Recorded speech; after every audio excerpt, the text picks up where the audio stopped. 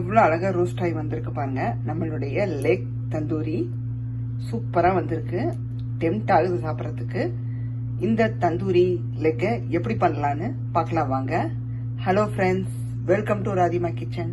Stay home, stay safe. வீட்லயே இருங்க, ஜாக்கிரதையா இருங்க, கைகளை கழுவி சுத்தமா வச்சுக்கோங்க. 2 பீஸ் வச்சுதான் பண்ணி காமிக்க போறேன். சிம்பிள் தான். நீங்க உங்க ஃபேமிலி மெம்பர்ஸ் எத்தனை பேர் இருக்காங்களோ அதுக்கேற்ற மாதிரி நீங்க இன்க்ரீஸ் பண்ணிக்கோங்க. நான் 2 பீஸை வாஷ் பண்ணி வாங்கும் போதே வாஷ் பண்ணி நல்லா வீட்டுக்கு எடுத்துட்டு வாஷ் பண்ணிட்டு இந்த மாதிரி ஸ்லைஸ் பண்ணியும் வச்சுட்டேன் மசாலா உள்ள இறங்குறதுக்கு. ஸோ 2 எடுத்து வச்சிருக்கேன். அண்ட் நான் போன்லெஸ்ஸும் கொஞ்சம் எடுத்து வச்சிருக்கேன். பிகாஸ் போன் எனக்கு போன்லெஸ் என் ஹஸ்பண்டுக்கு. ஸோ கொஞ்சமா தான் எடுத்து வச்சிருக்கேன். லைட்டா ஒரு 7-8 பீஸ் எடுத்து வச்சு இந்த மேரினேஷனுக்கு என்னென்ன பவுடர்ஸ் சேர்க்க போறேன் அப்படிங்கறத சொல்லிக்கிறேன். நான் எல்லாத்தையும் ஒரே பிளேட்ல எடுத்து வச்சிட்டேன். மஞ்சத்தூள் ஒரு 1/4 டீஸ்பூனுக்கு எடுத்து வச்சிருக்கேன். அப்புறம் மிளகாத்தூள் 2 டேபிள் ஸ்பூனுக்கு எடுத்திருக்கேன். என்னோட இதுல தனியா தூளும் இன்க்ளூடட் தான். ஸோ மொத்தமா சேர்த்து 2 டேபிள் ஸ்பூன் எடுத்துட்டேன். அப்புறம் காஷ்மீரி சில்லி 1 டேபிள் ஸ்பூன் எடுத்திருக்கேன். இது பாத்தீங்கன்னா சாட் மசாலா. இது ஒரு 1/2 டீஸ்பூனுக்கு எடுத்து வச்சிருக்கேன். கரம் மசாலா ஒரு 1/2 டீஸ்பூன். அப்புறம் இது மிக்ஸ்டு ஹெர்ப்ஸ்னு சொல்லுவாங்க. தட் மீன்ஸ் இந்த மிளகு, சீரகம், தனியா எல்லாத்தையும், சோம்பு இது எல்லாத்தையும் ஒன்னா சேர்த்து நான் வீட்டுல அரைச்ச பொடி. ஸோ அது ஒரு 1/2 டீஸ்பூனுக்கு எடுத்துக்கிட்டா. அப்புறம் மஞ்சத்தூள் ஒரு 1/2 டீஸ்பூன், உப்பு தேவையான அளவு, அண்ட் லெமன் ஜூஸ். நம்ம 1/2 லெமன் எடுத்து நான் புழிஞ்சு வச்சிருக்கேன். நீங்க எடுத்திருக்கிற அந்த சிக்கனுக்கு ஏற்ற அளவு இந்த பவுடர்ஸ் லெமனையும் நீங்க இன்க்ரீஸ் பண்ணிக்கோங்க. நான் 2 லெக் பீஸுக்கும் கொஞ்சம் போன்லெஸ்க்கும் சேர்த்து நான் இதை எடுத்து வச்சிருக்கேன். மிக்சிங் பவுல் வச்சுக்கோங்க. அதுல நம்ம எடுத்து வச்சதை அப்படியே உள்ள சேர்த்துருங்க.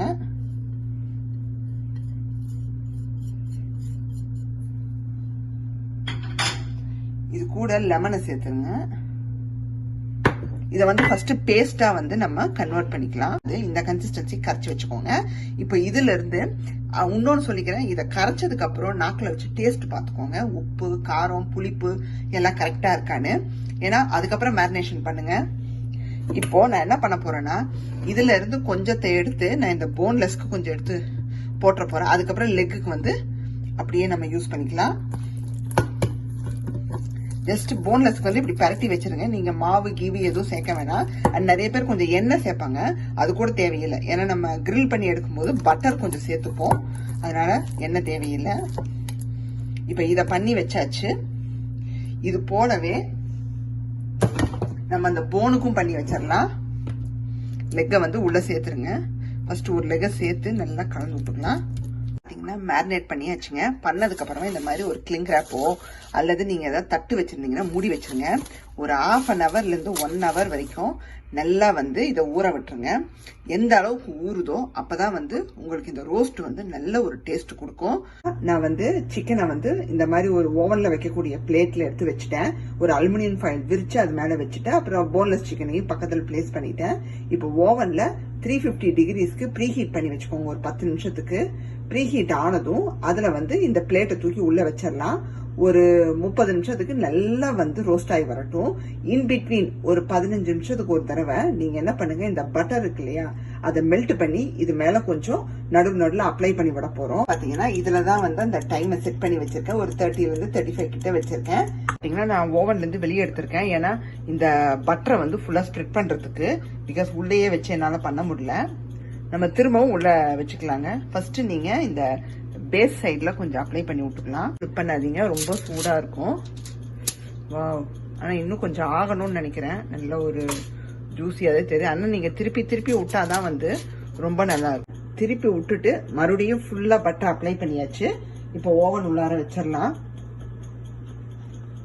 உங்களது ஓவனுக்குள்ள வச்சுக்கிட்டே நீங்க இந்த வேலையெல்லாம் பண்ணலாம்னா பண்ணிக்கோங்க. கிளவுஸ் போட்டு பண்ணுங்க, ரொம்ப கேர்ஃபுல்லா.